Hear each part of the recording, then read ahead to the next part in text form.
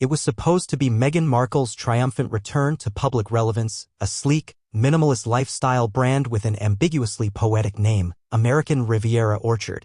But the launch, already mocked for its hollow aesthetic and lack of originality, took a devastating blow during a recent episode of The Graham Norton Show when Oscar-winning actor Rami Malek, unprompted and unapologetic, torched the Duchess's latest commercial vanity project. With razor-sharp wit and a pinch of scorn, Malek rolled his eyes, smirked, and quipped, as ever? More like as never, or maybe sorry as ever, prompting raucous laughter from the live audience and a visibly stunned Norton. The jab was short, but the message was seismic. Meghan Markle's desperate rebrand was not just failing, it was becoming a punchline. This wasn't gossip. It wasn't a sly dig in the tabloids. It was a televised evisceration from a respected Hollywood peer, delivered on one of the UK's most-watched platforms. Meghan's crumbling credibility as a brand, a businesswoman, and a public figure took yet another public bruising, and this time, the crowd cheered. To understand the weight of Malek's dismantling, one must grasp the absurdity of Meghan Markle's latest attempt at reinvention. After a string of failed ventures, from the axed Spotify deal to the heavily mocked Archetypes podcast to her and Prince Harry's lukewarm Netflix content, Meghan's pivot to the lifestyle space with American Riviera Orchard felt less like a savvy launch and more like a last-ditch stab at Gwyneth Paltrow's Goop empire. But unlike Paltrow's brand, which at least launched with a clear identity, Meghan's, as ever, one of the sublines under her lifestyle umbrella, debuted as a vague, overly polished Instagram page promoting nothing in particular.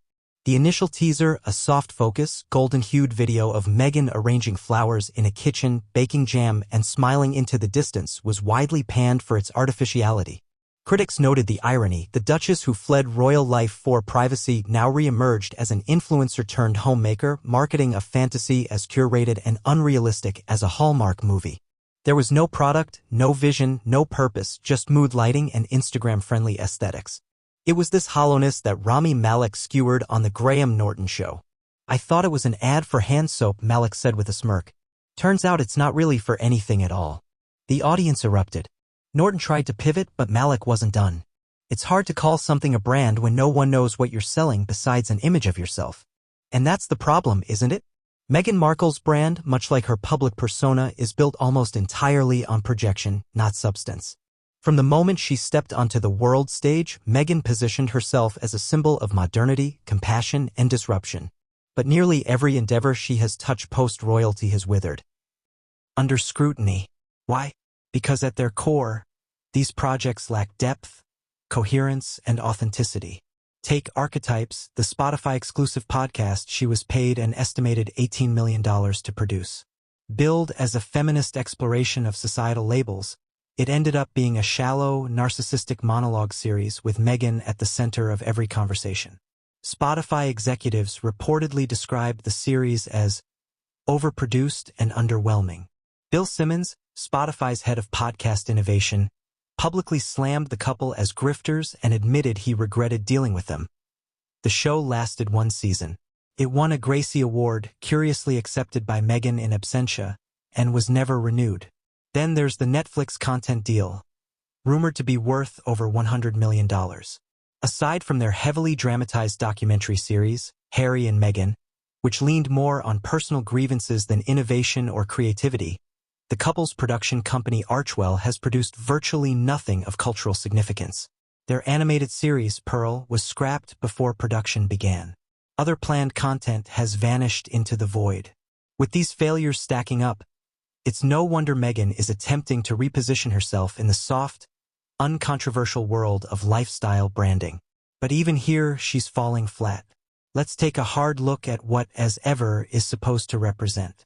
The phrase itself, vague, polished, sentimental, is reportedly based on Meghan's signature sign-off in handwritten letters. But as a brand concept, it's already being ridiculed for its lack of clarity. Lifestyle experts have described it as mid-tier rebranding fluff, lacking the specificity or innovation to stand out in an oversaturated market. The American Riviera Orchard Instagram account launched with zero product announcements, no release dates, and no practical engagement with the public, just filtered images of Meghan playing pretend in an expensive kitchen. Meanwhile, outlets across the industry have mocked the move. Forbes noted that there's no real product-market fit. while Business Insider called it a curated vacuum. Even Vanity Fair, traditionally sympathetic to Meghan, described the brand as mysteriously aimless. Social media hasn't been any kinder, with the as never nickname gaining traction on TikTok and Reddit almost immediately after Malek's comments. This is not just a brand failure, it's a reputational implosion. Rami Malek's commentary wasn't just a celebrity potshot. It reflected a deeper malaise, a widespread fatigue with Meghan Markle's chronic reinvention and endless victimhood narratives. The world watched her walk away from royalty claiming institutional oppression, tabloid cruelty, and a desire for privacy. And yet, she has spent the last 4 years chasing the spotlight, attempting to reframe herself as everything from a mental health advocate to a podcast host to a political voice to now a Martha Stewart-style lifestyle guru. At some point, the public stops buying the pivot. At some point, the audience demands authenticity or, at the very least, originality. Even in her promotional materials, Meghan continues to project a version of herself that appears neither real nor relatable. The perfectly staged jam jars she reportedly sent to celebrity friends as promotional gifts, yes, jam jars, have already become a meme, a symbol of the elitist, out-of-touch image she seemingly can't shake. Spare me the jam, one ex-user quipped. How about sparing us the next rebrand? And let's not forget the elephant in the room, Meghan's failure to maintain public goodwill.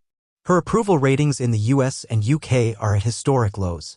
A recent YouGov poll from February 2025 put her favorability at -41 in the UK.